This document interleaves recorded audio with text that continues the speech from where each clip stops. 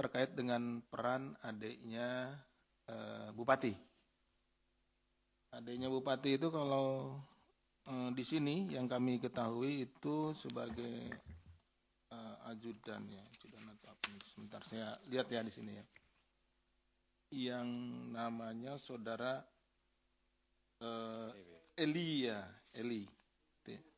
Ya gitu. Jadi ini terkait dengan apa namanya di klaster yang kedua pengadaan proyek. Jadi Pak Bupati Ponorogo ini selalu tidak langsung untuk menerima uang ya. Jadi ketika diberikan sejumlah uang gitu ya, itu dari khususnya dari dalam hal ini yang kita ketahui ini dari saudara YM ya, dia tidak mau langsung menerima.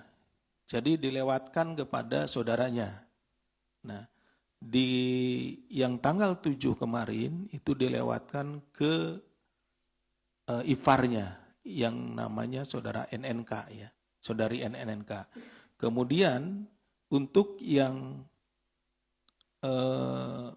uang dari proyek yang di RSUD itu dilewatkan ke saudara Eli ya, ELY. Ini tahun 2024 itu sekitar 950 juta dan 450 juta. Jadi dilewatkannya itu ke saudaranya dan juga ke ajudannya. Itu jadi tidak langsung, jadi dia melalui layering. Kemudian ada 7 orang tadi disebutkan, ada Dirut Perumda, kemudian juga ada ini kemungkinan besar ini yang diminta keterangan pada saat di Polres Ponorogo ya. Karena waktu itu tentunya semua keterangan dikumpulkan terlebih dahulu. Ya, jadi setiap orang, karena kita menduga bahwa tidak hanya di proyek yang ada di rumah sakit saja ya, di rumah sakit Ponorogo, nah tetapi juga di SKPD lain. Sehingga setiap yang kita temui tentu atau ada informasi tentu kita minta keterangan atau dikumpulkan dulu. Tetapi kemudian dalam waktu 1x24 jam kami pihak penyidik harus merekonstruksikan perkaranya, perkara tindak pidana korupsinya menjadi perkara yang betul-betul solid gitu ya. Artinya konstruksi perkaranya solid dan full tight. Sehingga dari sekian banyak informasi yang kami terima, yang kemudian dikumpulkan keterangan-keterangan dari para pihak dan dicocokkan dengan bukti-bukti yang ada. Nah, konstruksi yang ada saat ini adalah terkait dengan perpanjangan suap, perpanjangan jabatan dari kepala atau Direktur Utama RSUD Haryono Ponorogo, kemudian juga pemberian atau suap dalam proyek di RSUD Ponorogo senilai 14 miliar dan penerimaan lainnya. Gitu. Jadi keterangan-keterangan yang diberikan oleh beberapa orang tersebut baru dikerucutkan pada 3 hal ini. Nah tentunya ke depan seiring kami melaksanakan penyidikan, keterangan-keterangan yang sudah kami terima, sudah kami peroleh tetapi belum cukup bukti sehingga belum dilakukan rekonstruksi perkaranya, belum di firm gitu ya, itu akan terus didalami sehingga diperoleh nanti kecukupan alat bukti, dan setelah itu tentunya kita akan menetapkan kembali ya beberapa perkara tersebut untuk naik ke penyidikan. Jadi tadi yang disampaikan oleh Mas Mario, beberapa orang tersebut diminta keterangan dan lain-lain. Yang paling terkait ya, paling komplit, lalu dibawa ke sini ya, sebagian dibawa ke sini. Nah yang di sana lebih banyak lagi yang diminta keterangan. Demikian Mas Mario. Kemudian berapa jumlah uang yang diterima SUG dari tadi? Memang banyak sekali betul yang disampaikan oleh Mas Mario, celahnya banyak sekali. Mulai dari yang akan mutasi jabatan, artinya perpindahan dari jabatan satu ke jabatan yang lain, ya. Kemudian ada yang tadi mempertahankan, ya, jabatannya tersebut. Jadi pertama itu dihembuskan dulu bahwa akan ada pergantian jabatan gitu, akan ada mutasi.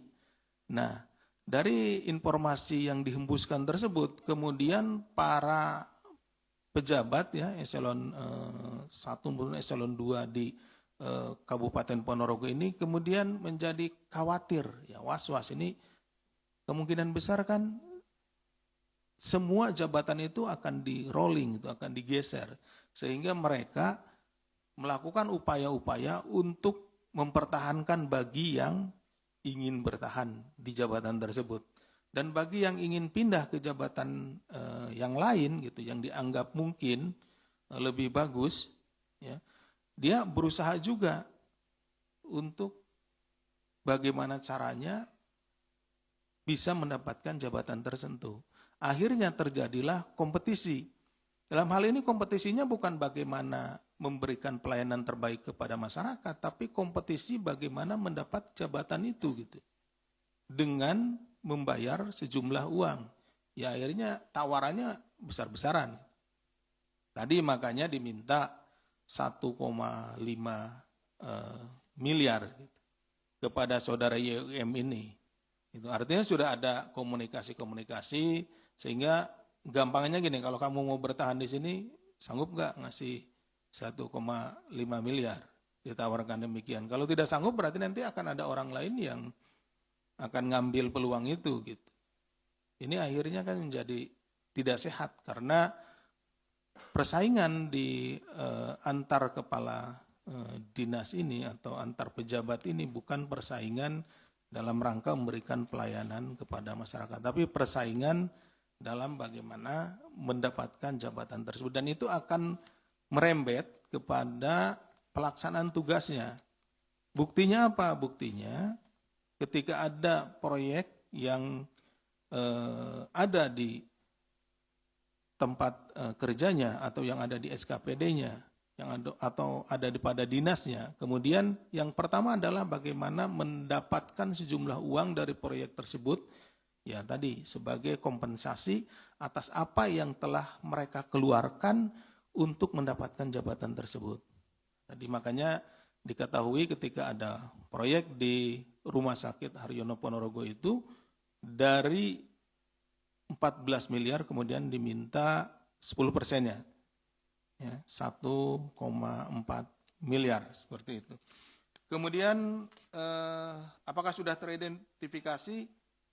Tentunya baru yang di rumah sakit saja ya, dengan waktu 1 kali 24 jam, informasi dari masyarakat, informasi dari yang kita duga terlibat dalam praktek suap menyuap ini. Nah baru itu, tapi tentunya ini akan kita dalami. Karena kami juga seperti halnya rekan-rekan termasuk Mas Mario tentunya menduga bahwa praktek ini tidak hanya terjadi di rumah sakit Ponorogo, tetapi terjadi di dinas yang lainnya. Kemudian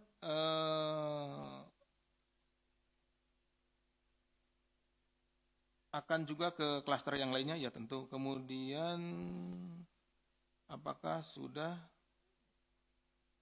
yang selanjutnya terkait dengan proyek ya sini apakah sudah didalami terkait dengan legislator dan yang lainnya, tentunya juga akan ke sana karena untuk adanya proyek dan lain-lain itu ada persetujuan ya, persetujuan tidak hanya dari eksekutif tetapi juga dari legislatif di penganggaran yang ada di Kabupaten Ponorogo. Tentunya ada kesepakatan tentunya di sana ada keputusan-keputusan dari legislatif untuk proyek-proyek ada di sana, tapi juga dari eksekutif, tapi juga dari legislatif. Kami juga akan mendalami ke sana dari nilai-nilai proyek yang ada di Kabupaten Ponorogo khususnya, apakah nanti ada penyimpangan atau tidak. Demikian mungkin Mas Mario. Kemudian ya Satu lagi kalau boleh nambah. Yang mana? Boleh, boleh. Iya tadi kan ini kan Pak Deputi ngomong ini udah 2 periode, artinya 10 tahun. Ya, Yang satu sekda 12 tahun. ya, Nah untuk mempertahankan 12 tahun itu berapa sih bayarannya dia tuh? ya. Kira-kira ini kan Ya. ini lucu juga loh. Ini 12 tahun awet juga berarti setoran terus nih orang. Ah, betul. Nah itu kira-kira udah sampai belum penggalian KPK untuk mengetahui mempertahankan jabatan Ya. 12 tahun itu dari sekda itu bagaimana tuh? Ya.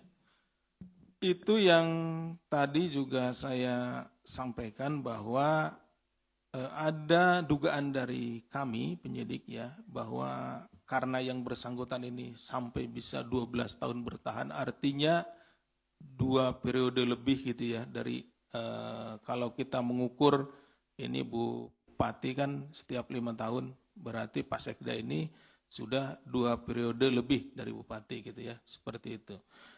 Nah itu yang sedang kita dalami juga. Keterlibatan yang bersangkutan di perkara ini ya itu terkait dengan masalah proyek ya gitu. Jadi saudara Sekda ya itu juga menerima maaf ini terkait dengan pengurusan jabatan juga gitu ya. Artinya dilewatkan juga ke Sekda. Jadi yang mengurus jabatan ini nih pengurusan jabatan itu melalui Sekda juga. Jadi Sekda kemudian ke Pak Bupati itu seperti itu. Nah, di samping dia menerima gitu ya, menerima juga di sini apakah juga dia mempertahankan itu dengan memberi juga kan gitu. Nah, jadi ada dia menerima dari kepala dinas dan kemudian untuk mempertahankannya apakah dia memberi juga kepada bupati itu yang sedang kita dalami. Tapi dalam perkara ini, ya, saat ini yang kami temukan, yang bersangkutan itu menerima, ya, sebagai penerima. Jadi para kepala dinas ini selain kepada bupati memberi juga kepada Sekda. Gitu. Mas Mario. Kemudian dari Mbak Tasya, pertanyaannya, tanggal 22 Oktober Pak Bupati ya sudah datang ke sini, kemudian berkonsultasi dengan Korsub ya, terkait dengan proyek di RSUD, kemudian juga terkait dengan museum ya, museum itu. Jadi kalau informasinya sih informasi dari masyarakat, tapi juga sedang kita dalami karena apakah justru ini dari kami ini dugaan kami, apakah justru kedatangan ke sini kemudian cerita tentang RSUD, apakah itu juga untuk menaikkan gitu ya? Oh ya, oke. Jadi terkait dengan masalah RSUD ini bahwa memang informasi-informasi itu selain dari ke masyarakat sudah masuk ke kami, masuk ke Korsub. Makanya itu dengan ada sentilan itu sudah kita sebutkan ya dari Korsub itu bahwa ada kejanggalan di titik-titik tertentu dan salah satunya adalah di RSUD gitu ya, di proyeknya RSUD. Makanya kita sedang mendalami apakah justru dengan sentilan ini gitu ya, sentilan yang disampaikan oleh rekan kita di Korsub itu justru membuat peluang ya bagi Pak Bupatinya. Misalkan gini, lo awas dong, udah diawasin sama KPK. Kan pasti bilangnya KPK kan, tidak spesifik, pasti nyebut Korsub atau apapun. Nah, gitu. Jadi dia kan kemudian di bulan November ini dia kan menerima atau meminta 1,5 gitu kan. Seperti itu. Nah, apakah juga itu dijadikan alasan kalau kamu mau bertahan silahkan membayar gitu kan. Karena kamu juga sudah diawasi nih sama KPK kan. Nah, seperti itu. Jadi banyak hal yang memang selalu dijadikan alasan oleh kepala daerah atau yang bersangkutan sehingga bagaimana caranya yang bersangkutan atau kepala daerah tersebut bisa membuat si kepala SKPD ini atau kepala dinas ini menjadi tidak nyaman di dalam jabatannya, sehingga dia diharapkan bisa memberikan sesuatu. Seperti tadi kan dihembuskan dulu, oh ini mau ada mutasi, mau ada pergantian. Nah ini kan kepala-kepala SKPD ini menjadi resah nih. Ini jangan-jangan ini sasarannya ke dia gitu kan ya. Jangan-jangan sasarannya ke yang mau dipindah adalah kepala rumah sakit ini, apalagi mungkin dia sudah deket-deket ke waktunya habis gitu. Sehingga dia kemudian berupaya untuk mendekati dan menawarkan sesuatu. Di situ terjadi tawar-menawarnya. Kemudian terkait dengan museum reok dan yang lainnya, tidak hanya museum reok saja, setiap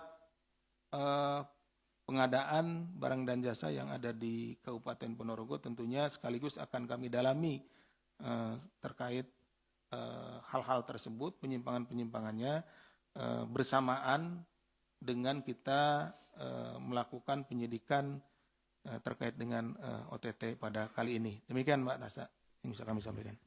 Baik, terima kasih Pak Deputi yang telah menjelaskan dari dua penanya, Mas Mario dan Mbak Sasya. Ini biasanya ada Mas Rizky, Pak, sebagai pertanyaan penutup, tapi karena nggak ada mungkin gantinya Mas Yudi. Iya, Mas Yudi. Silakan, Mas Yudi. Biar jadi 3 pertanyaan. Biasanya 3 kalau. Selamat pagi, Mas Budi, Pak Asep izin. Mau tanya terkait suapnya yang YUM, yang kepala RSUD-nya. Dia kan yang terkait perpanjangan jabatannya itu kan ngasih 1,5 M. Nah dia dapat gantinya itu dari mana? Pasti kan pengen balik modal. Apakah dia selain main proyek untuk pembangunan, apakah juga main proyek terkait mungkin penempatan dokter di rumah sakit ataupun obat-obat merek tertentu? Ada nggak sih kesananya? Terima kasih, Mas Yudi. Terima kasih Mas Yudi. Langsung dijawab atau kita tunggu yang lain lah? Tunggu yang lain ya. Ada lagi teman-teman? Belakang mungkin?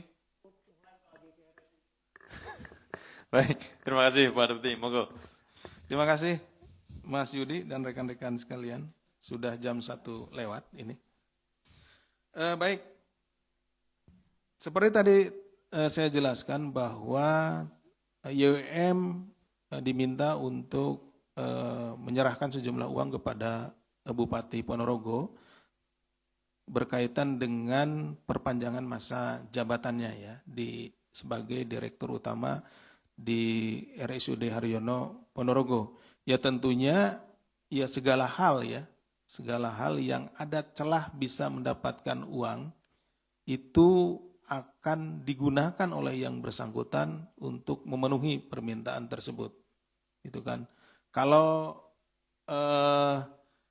dia hanya misalkan mengandalkan dari gajinya, itu tidak mungkin. Pertama juga tidak akan mencukupi. Yang kedua juga ya buat apa misalkan bekerja kalau tekor gitu ya, gajinya dikembalikan. Nah inilah rantai yang atau bola salju yang mengakibatkan pelayanan ini menjadi pelayanan terhadap masyarakat menjadi terganggu atau menjadi tidak baik. Adanya proses suap menyuap dalam jabatan ini, memperoleh jabatan ini kemudian memberikan dampak negatif terhadap pelayanan kepada masyarakat. Tentunya dengan dibebani sejumlah